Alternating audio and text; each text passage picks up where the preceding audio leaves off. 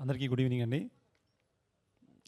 జనరల్గా ఇలాంటి ఈవెంట్స్ అన్ని హోటల్స్ జరుగుతుంటాయి. బట్ ఈరోజు సెట్లో పెట్టడం నాకు చాలా హ్యాపీగా ఉంది.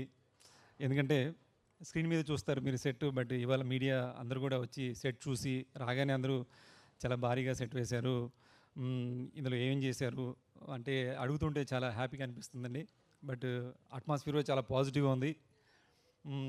ఆల్రెడీ ధనుష్ గారు మొత్తం టీం గురించి మొత్తం చెప్పారు, టీమ్ క్వాలిటీస్ అని చెప్పారు. నేను మళ్ళీ రిపీట్ చేస్తే బాగోదు. ఒకటండి, చాలా రోజుల నుంచి జరుగుతున్న సినిమా ఇది.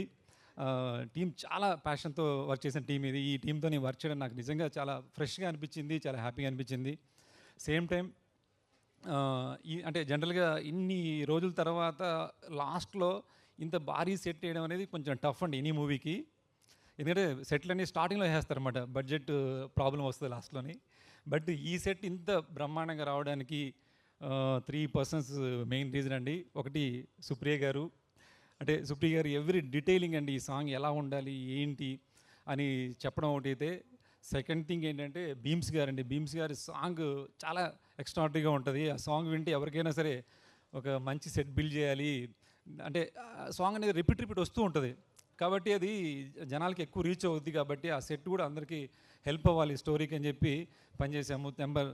ఇంకోటి 3 ఏంటంటే శేషు గారు దీంట్లో స్టెప్స్ వేస్తున్నారని చెప్పారండి నాకు. అంటే ఇప్పుడు వరకు శేష్ గారు ఇంతవరకు ఏ మూవీలో స్టెప్స్ వేయలేదు, ఈ సాంగ్లో స్టెప్స్ ప్లాన్ చేస్తున్నారు అని మాస్టర్ చెప్పారు, రిహార్స్ చేస్తున్నారని చెప్పారు. అనగానే ఇంకా నాకు హై వచ్చిందండి. అంటే ఈ సాంగ్ ఇంకా ఎక్కువ రీచ్ అవుద్ది కాబట్టి ది బెస్ట్ ఎఫర్ట్ పెట్టాలి దీంట్లో అని చెప్పేసి మ్యాక్సిమం ఎంత పెట్టాలో అంత పెట్టాము. కాబట్టి మీ అందరికీ ఇవాళ ఇది ఇంతగా నచ్చిందండి. చాలా హ్యాపీగా ఉందండి. ఇది యాక్చువల్గా మళ్ళీ ఈవెంట్స్ ఉంటాయి కాబట్టి ఎక్కువ మాట్లాడతాం.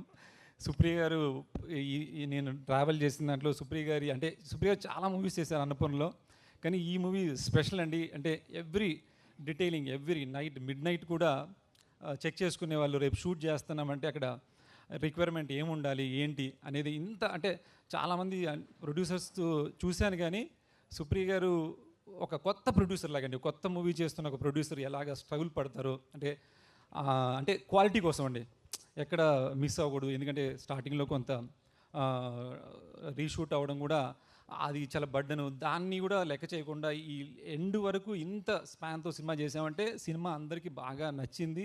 సినిమా డే 1 నుంచి అండి, నాకు కథ విన్న రోజు నేను ఏదైతే హై ఫీల్ అయ్యానో ఎవ్రీ షెడ్యూల్కి నాకు ఆ హై ఇంకా ఎక్కువ పెరుగుతూ వచ్చింది.